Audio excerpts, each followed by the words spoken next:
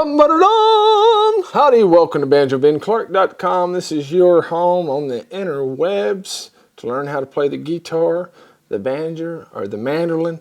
We're in our second week of a 3-week series learning a great old fiddle tune called Devil's Dream. I don't play fiddle that well. I used to play it way back when I lived in Texas, college bands. We won't go there. I just kind of let it hang on the wall now. So I had a good buddy of mine, Mr. Johnson, depends on if you're from southern Louisiana, where he's from. And I had him come in, and obviously he is quite skilled, so skilled that he's a fiddle player for Rascal Flatts. Has been for many years. He's played for lots of huge country artists, and he's just a super guy. I don't care who he plays for. If he's not a good guy, I wouldn't have him in here. Go to the site. It's BanjoBenClark.com, and you'll see in the intermediate guitar category, I have Devil's Dream, both the video and the tabs. You can download the PDF or the TEF file tabs, which are really cool. And then I have about a 30-minute video lesson where I'm going to show you how to play every note of that version on guitar. I also give you an intro and an ending that I didn't include because the fiddle played that in the video, okay?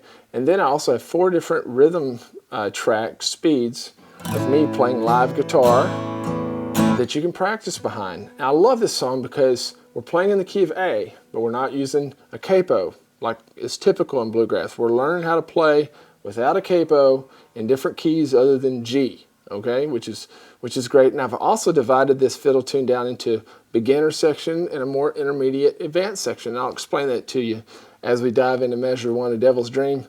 Thank y'all so much. Let's do it.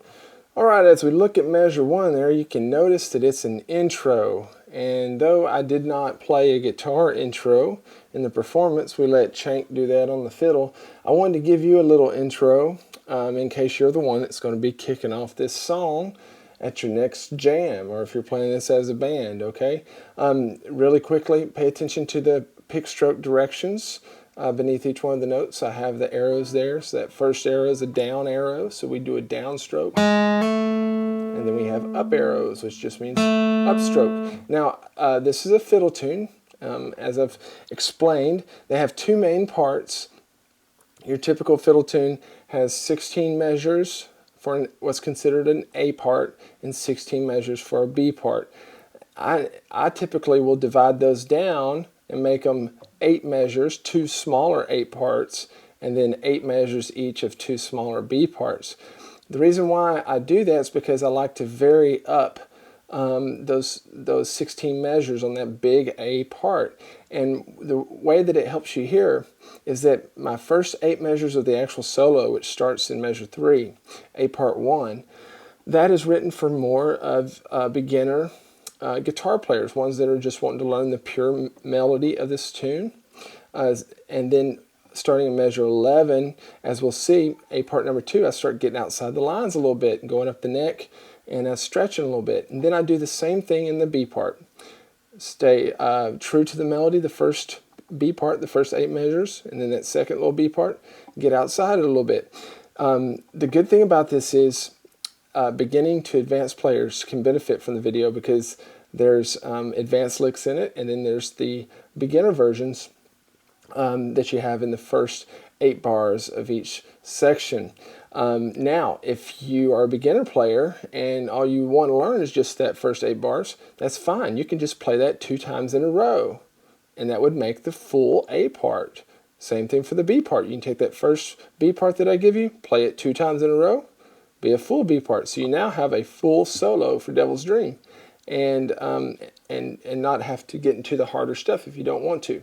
But let's take a look at that intro. It starts off with just a hammer on. We're playing out of the key of A.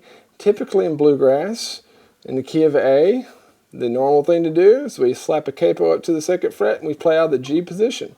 This time I wanted to write this solo out of an open position to give you more of a feel of what it's like to play in the key of A. We're playing some different frets than normal, than what we normally find in the key of G.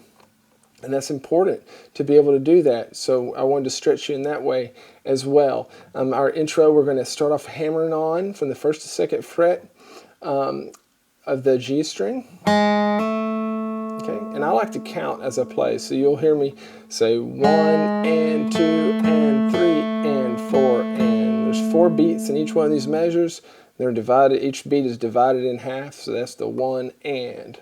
Okay, so 1 and 2 and 3 and 4 and then as measure 2, we have just 4 quarter notes. They're not divided, they get a beat apiece.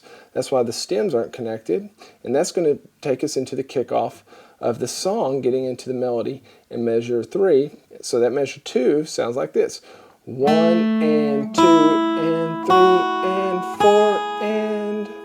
Okay, now we're ready to start. Measure 3, this is where the actual break starts. If you're playing this in a jam and someone else had already kicked the song off and it was your turn, I would just start leading in with that last part of measure 2, just like I did in the video. Okay, when we get up to measure 3, I want us to go ahead and use your ring finger on that 5th fret there. Okay, we used it to walk up right there, and then just go ahead and slide it on up instead of trying to play with your pinky. It just gives you a little bit more control.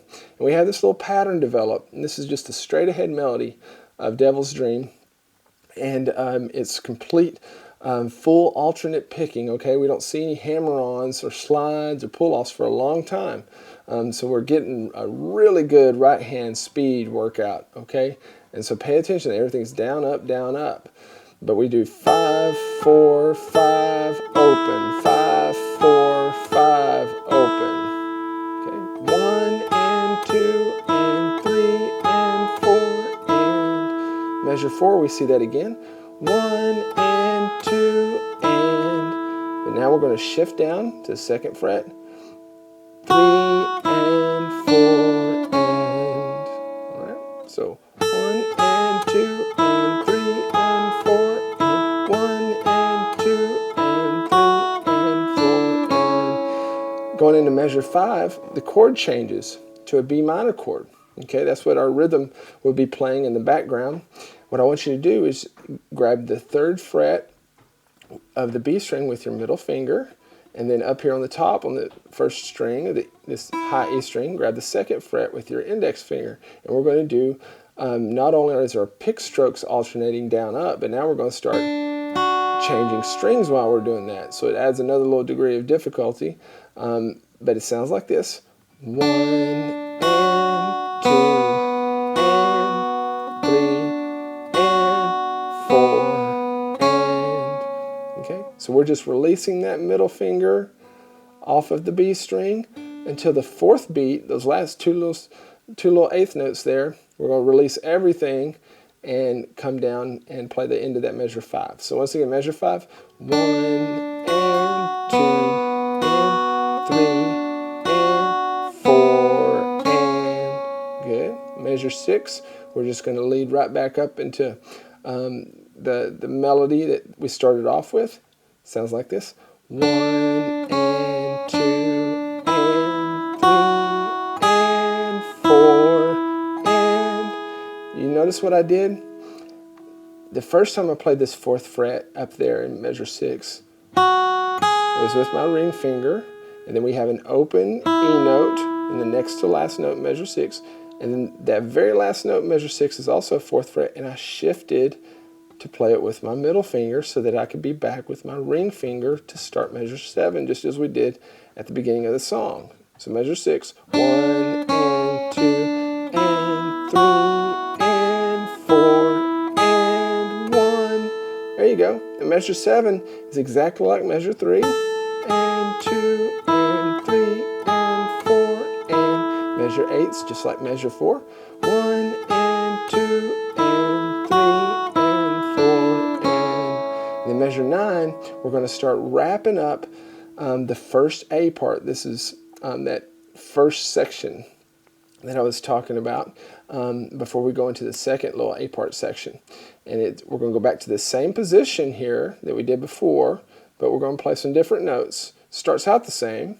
Sounds like this: 1 and, then release your index finger, 2 and 3 and 4 and. Measure 9 one more time: 1 and 2 and 3 and 4 Then for measure 10, we're going to play an open B string, and I want you to shift down one more time.